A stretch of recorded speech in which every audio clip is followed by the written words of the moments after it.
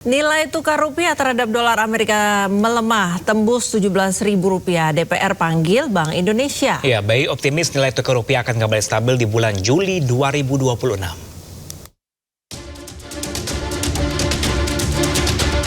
Senin siang, Komisi 9 DPR RI memanggil Gubernur Bank Indonesia buntut melemahnya nilai tukar rupiah terhadap dolar.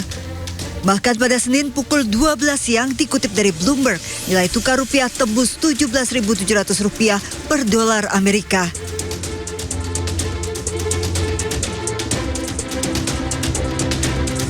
Anjloknya rupiah membuat anggota Komisi 9 ramai-ramai mengkritik Bank Indonesia. Kita tahu bahwa tadi teman-teman mengatakan kursnya sudah 17.600. Bahkan muncul ejekan kalau 17.845 maka Indonesia merdeka katanya. 17.845. Nah, tetapi di presentasi Bapak mengatakan bahwa rupiah stabil, relatif stabil kalau dibandingkan dengan negara yang lain.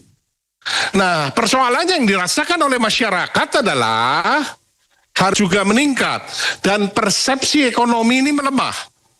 Padahal BI sudah banyak sekali melakukan langkah. Salah satunya adalah intervensi besar-besaran sehingga menurunkan cadangan devisa dari 156 menjadi 166 billion dollars. SRBI sudah dikerek menjadi 6,41%. SBN, BI juga membeli SBN 332 triliun di tahun 2025 dan sekarang tambah 133 triliun lagi.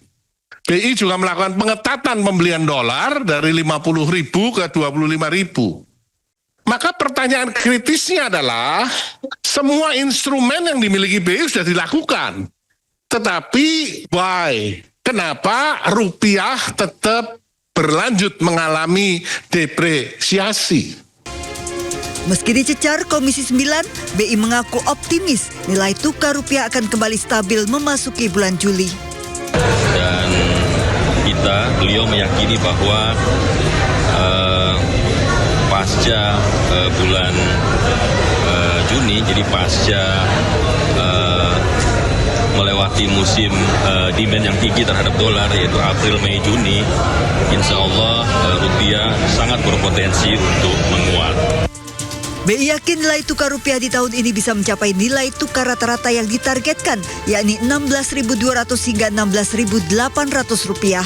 BI akan terus menjalankan 7 langkah strategis untuk memperkuat rupiah sambil mencermati perkembangan kondisi global. Dari Jakarta, Tim Liputan iNews melaporkan. Sementara itu, anggota Komisi 11 DPR RI Primus Yustisio mendesak Gubernur Bank Indonesia Peri Warjio mengundurkan diri. Ya, desakan ini muncul karena pelemahan nilai tukar rupiah terhadap dolar yang menyentuh level terendah di 17.600. Bank Indonesia saat ini sudah menghilangkan trust. Bank Indonesia sudah menyampingkan kredibilitasnya. Dan Anda sebagai pimpinan Bank Indonesia, sebagai tokoh utamanya, harus gentleman, Pak. Harus berani melawan. Ada apa ini? Kenapa ini? Pak Ferry yang saya hormati, kadang Pak, kalau kita mengambil tindakan gentleman, itu bukan penghinaan, Pak. Saya berikan contoh, mungkin saatnya sekarang Bapak mengundurkan diri. Tidak ada salah. Kalau selanjutnya terserah Bapak tentu saja. Tapi itu bukan sikap penghinaan, Pak. Anda akan lebih dihormati seperti di Korea ataupun di Jepang. Kalau Anda tidak bisa melakukan tugas Anda dengan baik. Menteri Keuangan Purbaya Yudi Sadewa mengatakan perkenyataan Prabowo masyarakat tak pakai dolar hanya bercandaan. Purbaya pun meminta masyarakat tidak perlu khawatir. Saya lihat konteksnya kan di pedesaan waktu kemarin itu. Nggak apa-apa ngomong begitu. bukan berarti presiden nggak ngerti dolar, ya. Kenapa? Kan besar-besarnya kan Anda terus sebaran kemana-mana. Kalau untuk orang desa itu emang nggak terlalu jauh lah. Biar lebih tenang gitu mungkin ya Pak. Gimana? Untuk masyarakat biar lebih tenang mungkin Pak menghadapi kondisi dolar yang sampai 17,6. Jadi nggak usah takut, fundamental ekonomi kita bagus, fiskal kita bagus. Besok saya akan jumpa pers masalah APBN kita yang sebagian termasuk majalah ekonomis bilang berantakan, katanya enggak, kita bagus sekali. Dan mereka nggak ngerti apa yang kita kerjakan. Strategi kita bukan hanya belanja pemerintah, tapi kita juga mengaktifkan sektor swasta. Makanya pertumbuhan ekonomi bisa 5,6 triwulan pertama, karena swasta juga mulai bergerak, bukan hanya government aja. Ada yang bilang kan, itu pertumbuhannya rentan gara-gara hanya didukung oleh belanja pemerintah, karena tumbuhnya cepat. Kalau kita lihat dengan Kalau kita lihat dengan pangsanya, sebenarnya kalau lihat dari 5,6 itu, mungkin 2,9 dari belanja konsumen, 1,7 dari investasi, 1,3 itu dari belanja pemerintah. Di jumlahnya nanti ke arah 6 sana, ada juga ya ekspor-impor ya negatif. Presiden Prabowo Subianto menyerahkan sejumlah pesawat tempur hingga rudal ke Panglima TNI Jenderal Agus Subianto di Lanut TNI Angkatan Udara Halim Perdana Kusuma, Jakarta.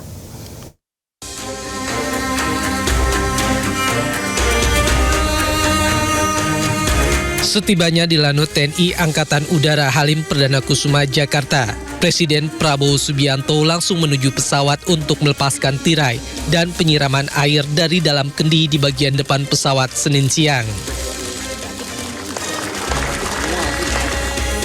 Ada sejumlah pesawat yang diserahkan hari ini, yaitu 6 unit pesawat tempur Rafale, 6 unit pesawat angkut Falcon 8X, dan 1 pesawat Airbus A400M Atlas MRTT.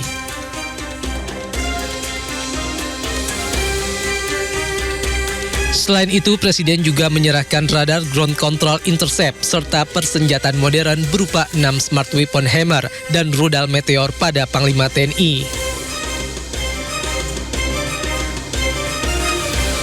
Presiden Prabowo menjelaskan penambahan alutsista bagi Angkatan Udara merupakan upaya penambahan kekuatan dalam meningkatkan pertahanan Indonesia. Kita menerima 6 pesawat tempur ya, Rafale, dan pesawat angkut Falcon, pesawat angkut VIP, dan A400. Ada radar juga. Jadi saudara, ini hanya saya kira salah satu tonggak penambahan kekuatan. Kita harus terus tingkatkan kekuatan pertahanan kita sebagai penangkal, sebagai deterrent. Kita tidak punya kepentingan selain untuk menjaga wilayah kita sendiri. Tapi kita lihat kondisi dunia geopolitik penuh dengan ketidakpastian, dan kita tahu bahwa pertahanan syarat utama untuk stabilitas, jaminan bahwa kita bisa berdaulat. Saya kira itu intinya ya. Dalam waktu yang akan datang terus akan kita bangun kekuatan kita.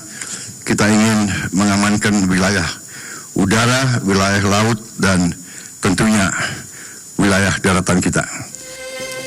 Hal ini menjadi tanda simbolis pengukuhan sejumlah alutsista yang diserahkan sebagai bagian dari kekuatan udara strategis Indonesia. Dari Jakarta, Aya Nufus, Novandwi, iNews melaporkan.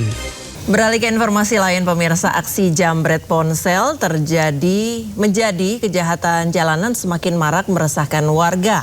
Ya, seperti di Kebayoran Baru, Jakarta Selatan, pemirsa, ponsel seorang wanita tamu hotel dirampas saat digunakan di pinggir jalan oleh 2 pelaku berboncengan motor.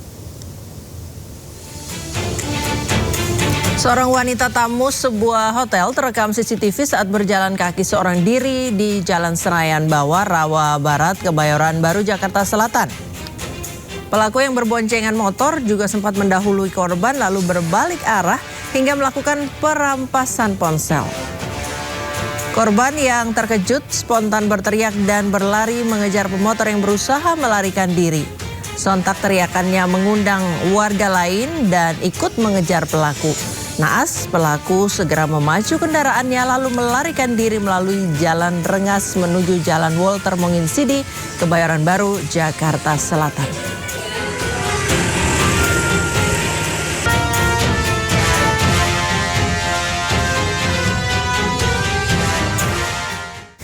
Pemirsa, meski hasil survei Global Residence Index menetapkan Jakarta sebagai kota teraman kedua setelah Singapura, ternyata kejahatan jalanan kerap terjadi. Ya, seperti di Kemayoran, Jakarta Pusat, pemirsa. Kawanan pelaku begal merampas sepeda motor dua remaja di Jalan Angkasa.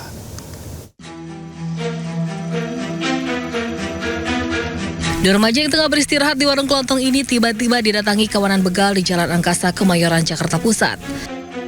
Seorang pelaku lalu mengeluarkan senjata tajam dan melakukan pengancaman. Panik, kedua remaja seketika kabur menyelamatkan diri. Namun saat pelaku mencoba membawa kabur motor korban, ternyata kuncinya sudah dibawa korban saat kabur. Usaha pembegalan yang terekam CCTV ini pun viral.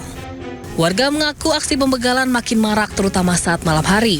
Padahal sebuah survei dari Global Residence Index menetapkan Jakarta sebagai kota teraman kedua di ASEAN dengan skor 0,72 di bawah Singapura yang menduduki peringkat pertama.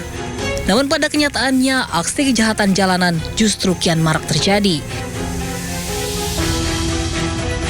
Sementara di kawasan Pondok Kopi Duren Sawit, Jakarta Timur, CCTV merekam dua pelaku curanmor membawa motor dengan cara didorong.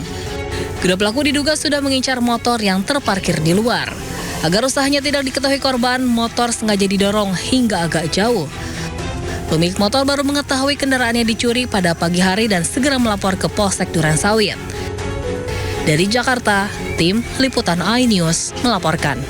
Pemirsa, mobil sport mewah menyeruduk truk yang mengalami kecelakaan tunggal di Pontianak, Kalimantan Barat. Ya, kecelakaan anomali ini kontan jadi perhatian warga.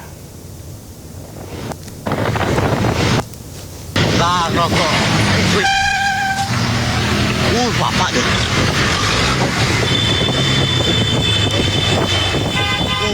McLaren.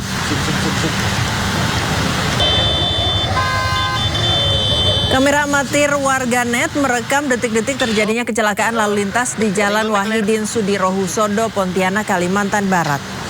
Sebuah mobil sport berwarna hijau sedang berjalan santai beriringan dengan sebuah truk box.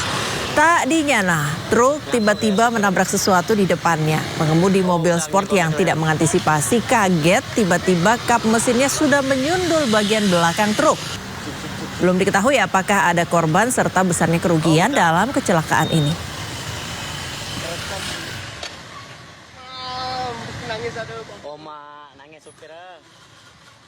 Pemirsa, Anda ingin punya barang mewah tapi dengan harga miring? Ikut saja lelang barang rampasan Kejaksaan Agung yang dimulai hari ini. Event bernama BPA Fair. Tahu Bu?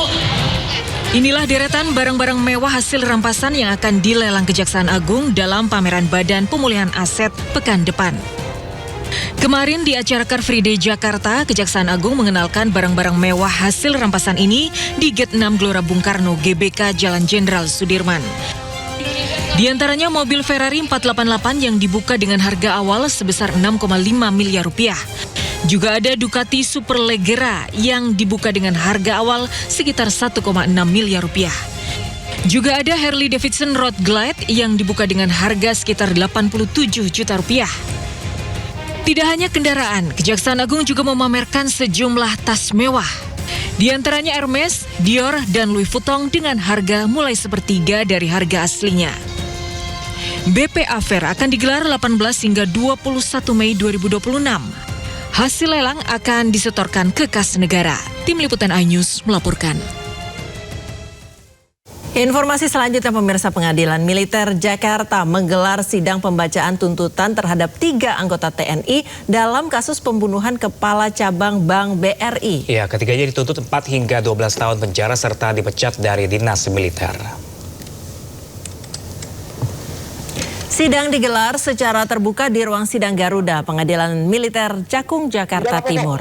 Terdakwa 1 Serka Muhammad Nasir dituntut 12 tahun penjara dan dipecat dari dinas. Terdakwa 2 Kopda Ferry Herianto dituntut 10 tahun penjara dan dipecat dari dinas. Terdakwa 3 Serka Franky Yaru dituntut 4 tahun penjara. Ketiganya terbukti secara sah dan meyakinkan merampas nyawa orang lain dalam rangkaian aksi penculikan dan pembunuhan terhadap korban.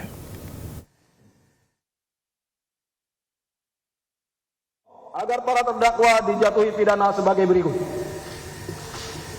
Terdakwa 1, Serka Muhammad Nasir, NRP 319039980377, pidana pokok, penjara selama 12 tahun, dikurangi masa tahanan yang telah dijalani, pidana tambahan, dipecat dari Dinas Militer CQI TNI Angkatan Darat. Terdakwa 2, Kopda Ferry Herianto, NRP 31120683370593, pidana pokok, penjara selama 10 tahun, dikurangi masa tahanan yang telah dijalani, pidana tambahan, dipecat dari Dinas Militer CQI TNI Angkatan Darat. Terdakwa 3, Serka Franky Yaru, NRP 21120184820192, pidana penjara selama 4 tahun,